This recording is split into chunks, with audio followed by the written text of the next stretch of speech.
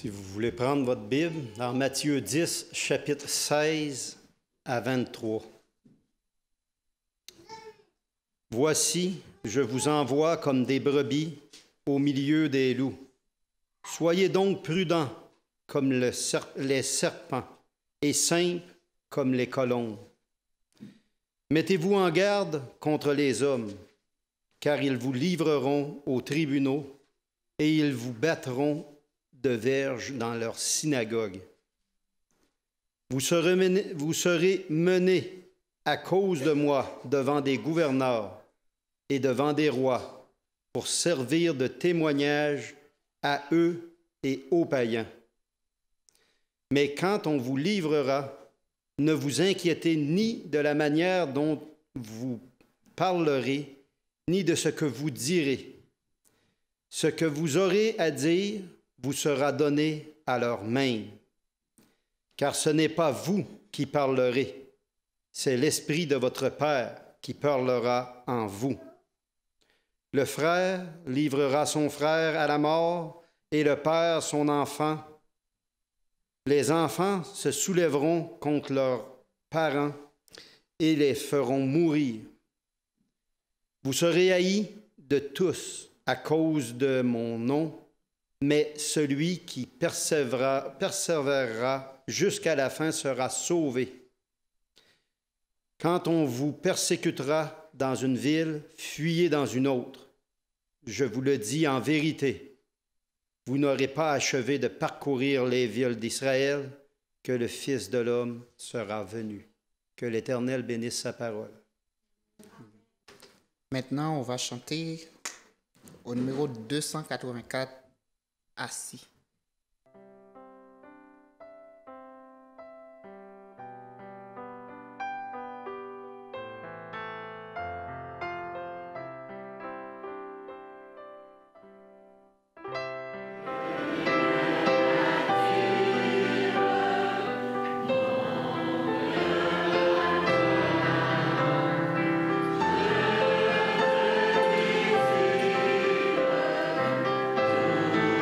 Amen.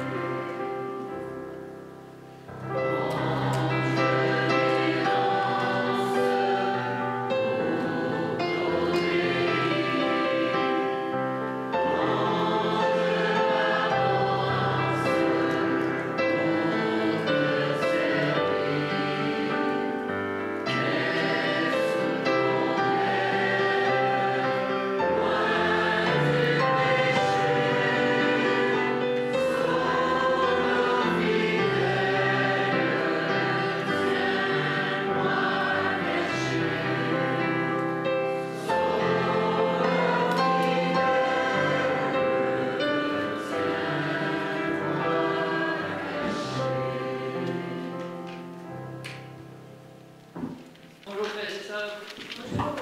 Bonjour, chers amis et sœurs. Ce matin, je réalise que sans mes lunettes, je ne vois pas grand-chose. J'aimerais parler un peu de communication. Vous savez que la communication, ce n'est pas une chose qui est facile. Ma femme me dit souvent « Ah, tu ne me comprends pas. » Ah, c'est pas ça que je voulais te dire.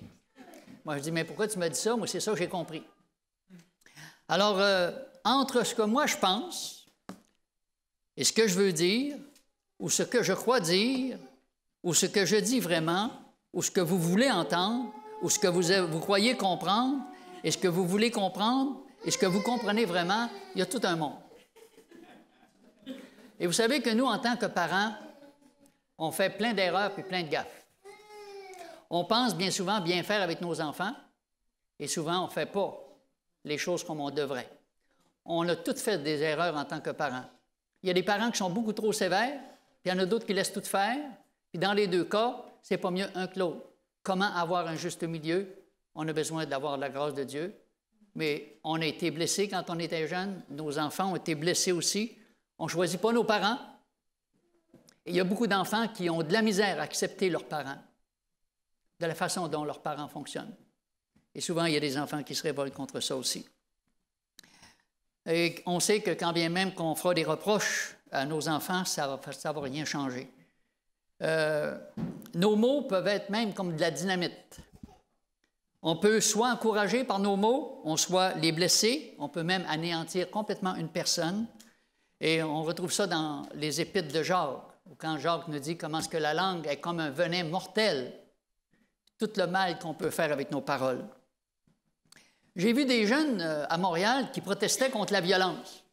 Puis je ne comprenais pas comment se fait que ces jeunes-là qui protestaient contre la violence étaient en train de casser des vitres. Puis le soir, il allait regarder 3 heures de temps des films violents, super violents. Et pourtant, ils protestaient contre la violence. Alors, il faut en venir à la conclusion que si le cœur n'a pas été transformé, même si on a des pancartes pour dire non à la violence, il n'y a rien qui va changer. Jésus, il ne pouvait pas se tromper. Quand Jésus parlait, je me dis, c'est le meilleur de tous les communicateurs. Jésus ne pouvait pas faire d'erreur. Pourquoi est-ce que les disciples ne le comprenaient pas? On ne comprend pas c'est quoi tu nous dis, Seigneur. Nous autres, on t'écoute, là, mais tu nous parles, puis c'est bizarre, mais on ne saisit pas c'est quoi tu veux nous dire. Et on a un exemple par rapport à ça. Et avant, j'aimerais juste prier. Seigneur, ce matin, nous allons prier de cette seconde Pentecôte. Nous allons prier, Seigneur, pour ce cadeau merveilleux que tu nous as promis. Et on réalise, Seigneur, que sans ton Saint-Esprit, on peut entendre toutes sortes de belles paroles, mais il n'y a rien qui va changer notre cœur. Il n'y a rien qui va nous transformer. Seigneur, fais-nous sentir ta présence. Donne-nous ce cadeau précieux de ton Esprit, afin que chacun d'entre nous puissions boire tes paroles et qu'on puissions recevoir ce cadeau que tu nous as promis. Et qu'on puisse savoir, Seigneur, que tu nous aimes d'un amour éternel. Bénis-nous en cet instant. Au nom de Jésus, on t'en prie. Amen. Matthieu, chapitre 16, verset 5. Les disciples, en passant à l'autre bord, avaient oublié de prendre des pains. Jésus leur dit, « Gardez-vous avec soin du levain des pharisiens et des sadducéens. » Alors les disciples raisonnaient en eux-mêmes et disaient, « Ah, c'est parce qu'on n'a pas pris des pains. » C'est pour ça que Jésus nous dit ça. Alors Jésus, ayant entendu ce qu'il leur dit, il nous dit, « Mais pourquoi raisonnez-vous en vous-même, gens de peu de foi, sur ce que vous n'avez pas pris des pains? Êtes-vous encore sans intelligence? Et ne vous rappelez-vous pas plus les 5 pains des 5 000 hommes et combien de paniers vous avez emportés, ni les 7 pains des 4 000 hommes et combien de corbeilles vous avez emportés? Mais comment ne comprenez-vous pas que ce n'est pas au sujet des pains que je vous ai parlé? » Est-ce que les disciples comprenaient quand Jésus leur parlait? Ils disaient, on ne sait pas de quoi tu nous parles. Ça nous ressemble-tu un peu, nous autres aussi, des fois? On dit, ben, je ne sais pas de quoi tu es en train de me parler. Je ne comprends pas vraiment, je ne saisis pas ta pensée. Alors Jésus leur dit, gardez-vous du levain des pharisiens et des sadducéens. Alors ils comprirent que ce n'était pas du levain du pain qu'ils avaient dit de se garder, mais de l'enseignement des pharisiens et des sadducéens. Jésus utilisait toujours des choses connues pour les emmener à quelque chose d'inconnu. Alors, nous autres, on pourrait dire, c'est pas fort. Mais Jésus était tellement patient. Et Jésus les aimait tellement, ses disciples. Quelle méthode que Jésus utilisait pour gagner leur cœur. Dans Jean, pourquoi Jésus a tout fait pour les enseigner? Il les a repris, il les a instruits, il les a avertis, il les a conseillés, il les a exhortés, mais les disciples ne changeaient pas. Avez-vous cette impression-là, des fois, vous parlez avec vos enfants, puis peu importe ce que vous allez leur dire, on dirait que non seulement ça ne s'améliore pas, mais on dirait plus ça va, pire c'est. C'est la même chose dans des couples, bien souvent. On se parle, mais on dirait qu'on ne se comprend pas. Plus ça va, plus les choses se détériorent. Alors Jésus avait tout fait avec eux. Il ne pouvait pas faire plus. Mais dans Jean 16, chapitre 16, le verset 7, Jésus leur dit quelque chose d'incroyable. Jésus dit, je suis avec vous autres, là, mais j'ai vraiment hâte de m'en aller. Ben, tu veux t'en aller où? Jésus dit, il est avantageux que je m'en aille. Mais tu veux aller où, Jésus? On est tellement bien avec toi. Quand on a des problèmes, tu es capable de toutes les régler. Si une foule a faim, tu leur donnes la nourriture. Si on a une tempête, tu la calmes. Si quelqu'un est malade, tu le guéris. Mais tu veux t'en aller où? Tu veux qu'on soit orphelin? C'est quoi qu'on va faire si tu t'en vas? Jésus dit, non, non. Ça va être encore pas mal mieux que quand moi, je vais m'en aller. Pensez-vous que les disciples comprenaient vraiment ce que Jésus est en train de leur dire? C'est mieux que je m'en aille. C'est vrai que dans des couples, des fois, on peut dire ça aussi. Ben, c'est mieux que je m'en aille plutôt qu'on continue à chicaner de même. Parce que c'est plus vivable. Mais eux, ils ne veulent pas que Jésus s'en aille. Ils veulent que Jésus reste. C'est Jésus qui veut partir. C'est assez particulier. Alors, Jésus était limité par son humanité. Il avait tellement hâte de retourner au ciel afin de leur envoyer ce qu'il leur avait promis. Alors, quand une personne, je ne sais pas, est sur le bord de décéder ou qu'une personne s'en va, c'est quoi la chose la plus précieuse que cette personne-là pourrait laisser à ses enfants? Il ne faut pas qu'ils soient dans le trouble. Jésus ne voulait pas que ses disciples soient dans le trouble. Et Jésus a dit, j'ai hâte d'aller au ciel parce que je vais vous envoyer quelque chose, vous n'avez même pas d'idée c'est quoi.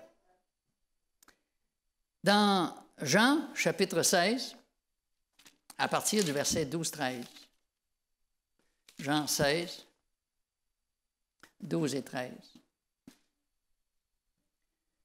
Jésus leur dit, j'ai encore beaucoup de choses à vous dire, mais vous n'êtes même pas capable de les porter. Quand même, je vous le dirais, ça va faire plus de mal que de bien. Mais quand le Consolateur sera venu, l'Esprit de vérité, il vous conduira dans toute la vérité, car il ne parlera pas de lui-même, mais il dira tout ce qu'il aura entendu et il vous annoncera les choses à venir. Wow! La Pentecôte, c'est quoi dans le fond la Pentecôte? Les disciples n'avaient jamais expérimenté la Pentecôte. La Pentecôte, c'est la présence de Jésus, pas à côté d'eux autres, mais c'est la présence de Jésus, pas en face d'eux. C'est la présence de Jésus en eux. C'est toute la différence. Tu peux avoir quelqu'un à côté de toi et de l'avoir dans ton cœur, ce n'est pas la même chose. Qu'est-ce que ça veut dire? Quand Jésus était avec ses disciples, les disciples se sentaient tellement en confiance. Ils savaient que Jésus pouvait tout faire. Mais Jésus leur dit, je ne veux pas vous laisser orphelins, parce que je sais c'est quoi vous pensez. Si je m'en vais, vous allez dire, mais on va faire quoi maintenant, nous? Complètement démunis, on ne saura pas quoi faire. Jésus dit, non, non, je ne vous laisserai pas orphelins. Quand est-ce qu'on est orphelin? Quand on n'a plus de père et plus de mère. Puis quand on est tout seul, il faut qu'on se débrouille. C'est pas évident. Si tu n'as pas de ressources, tu fais quoi? Tu te retrouves comme un orphelin. Tu peux te retrouver à la rue aussi, parce que tu es un orphelin. Alors, le Christ voulait leur donner sa vie, mais il voulait leur donner le souffle qui venait du ciel. Il voulait que la vie du Christ soit en eux pour que les disciples deviennent exactement comme lui. Jésus avait demeuré avec ses disciples, mais maintenant, il veut faire quoi? Il veut demeurer en eux. Jean 14, toujours dans l'Évangile de Jean, chapitre 14, à partir du verset 15. « Si vous m'aimez, Gardez mes commandements, et moi je prierai le Père, et il vous donnera un autre consolateur, afin qu'il demeure éternellement avec vous, l'Esprit de vérité, que le monde ne peut recevoir, parce qu'il ne le voit point et ne le connaît point. Mais vous, vous le connaissez, car il demeure avec vous, et il sera en vous. Pas à côté, en nous. Pierre, vous connaissez toute l'apôtre Pierre, vous connaissez son histoire, on le connaît toute. C'est un homme qui se pensait très brave. Il était toujours le premier à parler. Ça me fait souvent penser à moi. Mais quand il a renié Jésus, pensez-vous qu'il n'a pas vu son vrai visage? Comment est-ce qu'il devait se sentir? Même au niveau de ses amis, même au niveau des autres apôtres, il devait vraiment se sentir mal. De voir qu'il était prêt à mourir pour Jésus, alors qu'il en fond, il l'avait renié. Pensez-vous qu'on peut construire une église sur un homme qui a renié le Christ? Et pourtant, il y a des gens qui veulent construire une église sur Pierre, qui a renié son Sauveur. Mais après la Pentecôte, Pierre est devenu brave. Mais pas brave comme lui. Il est devenu brave comme Jésus. Jésus a accepté la croix. Jésus a accepté le sacrifice. Alors, l'amour, l'humilité, l'esprit de service et de sacrifice l'animaient. Maintenant, Pierre était devenu comme son maître. Et non pas comme Pierre. C'était le même disciple, il était différent. Dans bien des églises, les membres se plaignent de leur pasteur. Et le pasteur se plaint de ses membres. Ah, mais les membres, si tu savais, les membres que j'ai, Jean-Guy, c'est pas fort. Ils ne sont pas engagés, ils ne veulent pas rien faire. Et les membres disent, ah, c'est le temps qu'on change de pasteur. Vraiment, là, on est tanné de l'avoir. Tout le monde se plaint. Nous, on va avoir les mêmes pasteurs, mais différents. On veut avoir les mêmes membres d'Église, mais différents. On veut avoir le même mari ou la même femme, mais différents. On veut avoir les mêmes enfants, mais différents. On veut voir les choses d'une façon différente. On veut comprendre les choses d'une façon différente. On veut parler d'une façon différente. On veut agir d'une façon différente. Et on veut travailler pour Dieu d'une façon différente. C'est pour ça que le Seigneur avait promis de nous envoyer le Saint-Esprit. Il n'y avait aucune idée, dans le fond, c'est quoi que ça voulait dire, tout cela. Alors, travailler pour Dieu, c'est bien, c'est une bonne chose, mais d'avoir Dieu qui travaille en moi et pour moi, c'est autre chose. D'avoir Dieu qui travaille en nous et pour nous, c'est autre chose. Ce que Dieu veut, ce sont les mêmes pasteurs et les membres d'Église, mais avec un nouveau pouvoir pour terminer la tâche. Dieu ne pourra jamais faire quelque chose d'extraordinaire pour le monde avant qu'il ait tout d'abord fait quelque chose d'extraordinaire en nous par la puissance du Saint-Esprit. Mission impossible. Jésus savait que c'était mission impossible pour les disciples. C'est pourquoi il était nécessaire pour le Christ de s'en aller pour que ce soit le Saint-Esprit qui prenne la relève, sans être limité par l'humanité. Le Saint-Esprit, il est Dieu. Et c'est le seul qui a la puissance de nous recréer à l'image du Christ. L'apôtre Pierre n'était vraiment pas équipé pour être un vrai témoin puis un vrai prédicateur. Il avait renié le Christ. Avant la Pentecôte, tous les disciples avaient fait des prédications. Ils avaient fait plusieurs sermons. Mais remarquez que dans la Bible, avant la Pentecôte, il n'y a aucun sermon qu'on retrouve qui est mentionné avant la Pentecôte. Aucun sermon des disciples, pourtant il y en avait fait. Mais après la Pentecôte, le Saint-Esprit a cru bon de mettre la prédication de Pierre dans la parole de Dieu, parce que ça changeait toute la donne. C'était plus la même chose. Alors, dans Actes chapitre 2, verset 14, dans Actes chapitre 2, on voit le sermon qui va être mentionné alors que Pierre va parler à partir du verset 14. Mettons verset 11. « Comment les entendons-nous parler dans nos langues des merveilles de Dieu? Ils étaient tous dans l'étonnement et ne sachant que penser, ils se disaient les uns aux autres, « Mais qu'est-ce que ça veut dire? » Mais il y en a d'autres qui se moquaient. Il y en a qui disaient, « Ben non, ils sont pleins de vin doux. Ils ont dû prendre un coup ce matin, là, puis Ça tourne dans leur tête, ils ne savent pas de quoi ils parlent. Alors Pierre, se présentant avec les 11, éleva la voix et leur parla en ces termes. « Hommes juifs, et vous tous qui séjournez à Jérusalem, sachez ceci et prêtez l'oreille à mes paroles. Ces gens ne sont pas ivres comme vous le supposez, car c'est la 3e heure du jour. Mais c'est ici ce qui a été dit par le prophète Joël. » Alors, tout le sermon que Pierre va prononcer se retrouve dans Acte 2, de 14 jusqu'à 41. Alors, s'il était rempli du Saint-Esprit, c'est qu'il y avait la bonne méthode pour prêcher. C'était le bon sujet dont il parlait. C'est exactement ce qu'il fallait dire. Et le résultat a été comment? Spectaculaire. Dans Acte 2, 41, après son sermon, qu'est-ce qui s'est passé?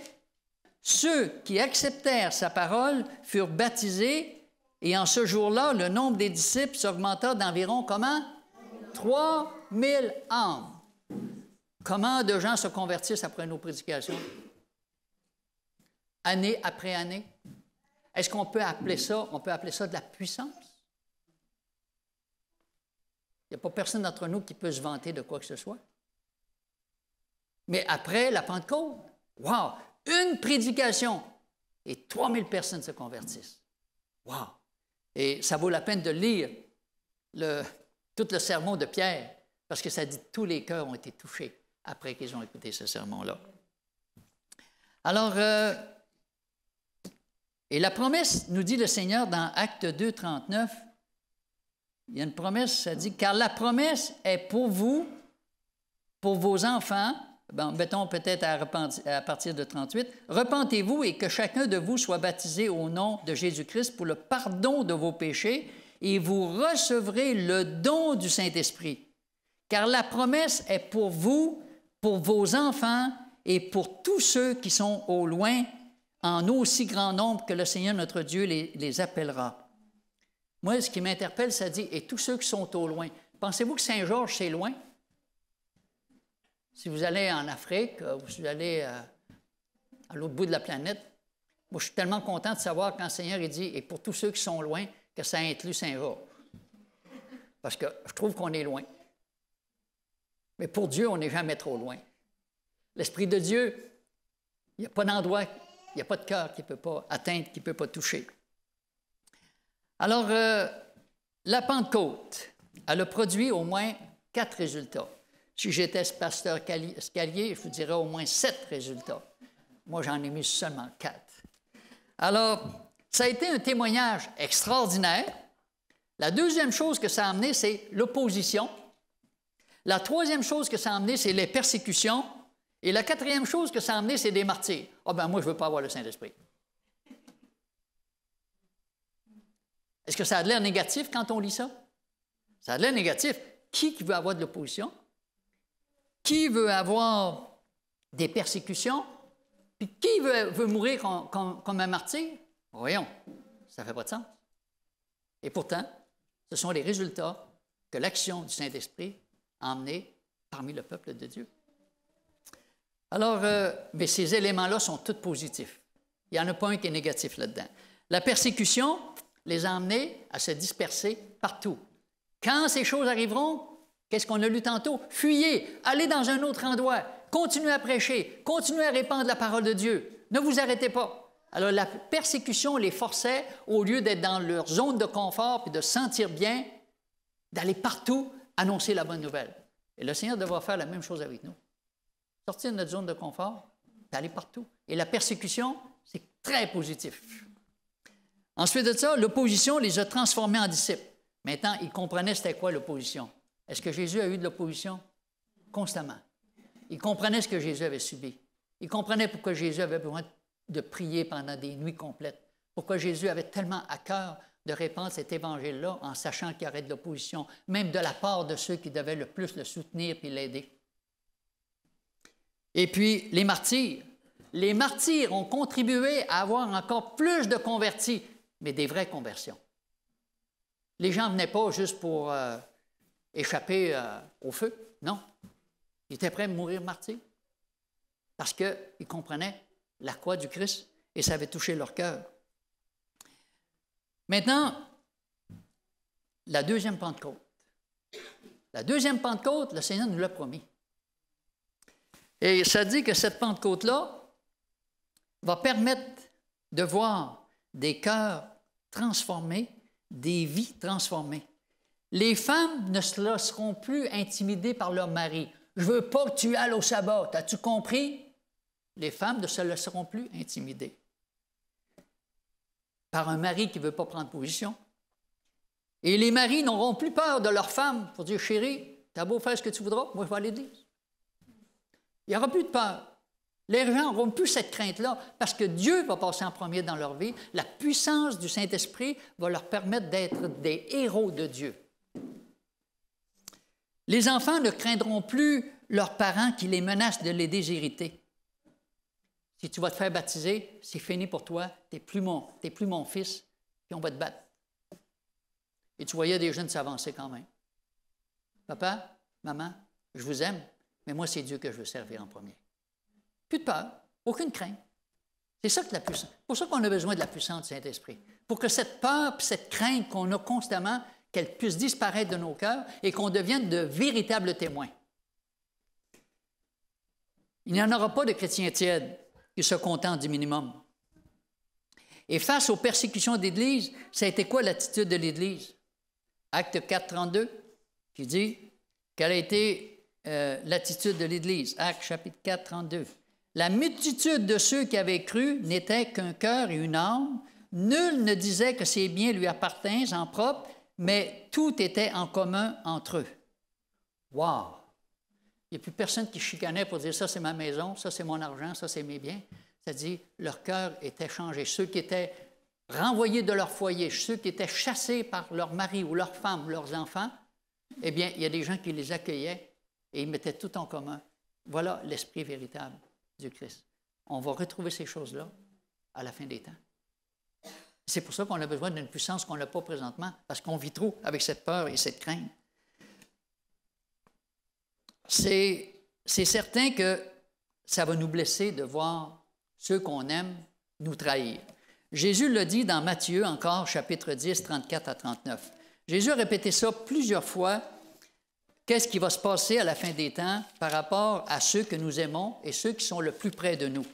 Alors, Matthieu, chapitre 10, le verset 34, ça dit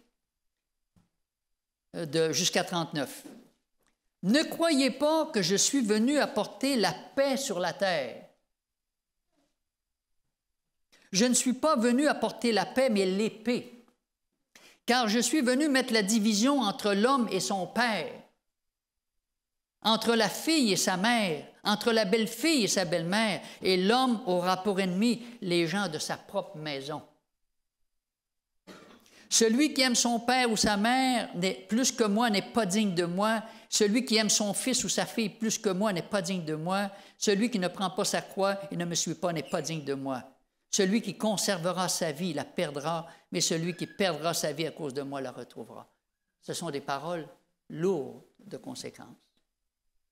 Quel choix ferons-nous? Nos enfants, nos parents, notre mari, notre femme, nos amis, notre job? Aussi, le Christ passera en premier. On a besoin d'une puissance qu'on n'a pas présentement. Regardez nos jeunes. Même nos jeunes, ils ont quasiment honte des fois de témoigner de Dieu. Ils ont honte de dire qu'ils sont chrétiens. Ils ont besoin d'une puissance qu'ils n'ont pas pour être vraiment des témoins du Christ. Comment vont-ils faire pour traverser la fin des temps alors qu'il y aura une menace de mort et qu'on devra peut-être tout quitter puis tout laisser tomber? Pensez-vous qu'ils vont suivre? C'est lourd de sens que les paroles que nous venons de lire. C'est certain que ça va nous blesser de voir les gens que nous aimons se mettre à nous détester au point de nous trahir. Mais c'est ce que Jésus a dit. C'est ce qui va se passer. Voyons le côté positif maintenant. 3000 personnes remplies de préjugés, d'un esprit de dispute se sont repenties et ont accepté Jésus comme leur sauveur et comme le Seigneur. Voilà la partie positive.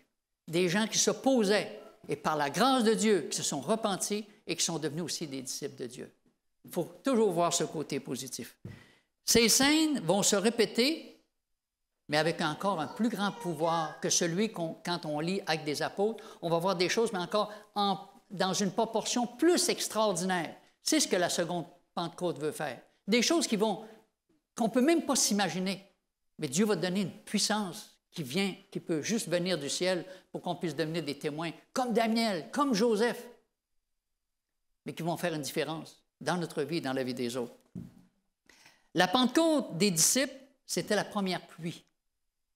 La Pentecôte de la fin sera la seconde pluie, mais avec encore beaucoup plus de puissance. Actes chapitre 4, versets 29-31.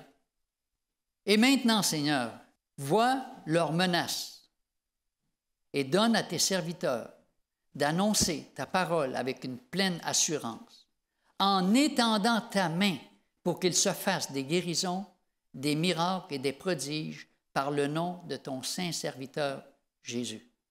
Et quand ils eurent prié, le lieu où ils furent rassemblés trembla, et ils furent tous remplis du Saint-Esprit, et ils annonçaient la parole de Dieu avec assurance.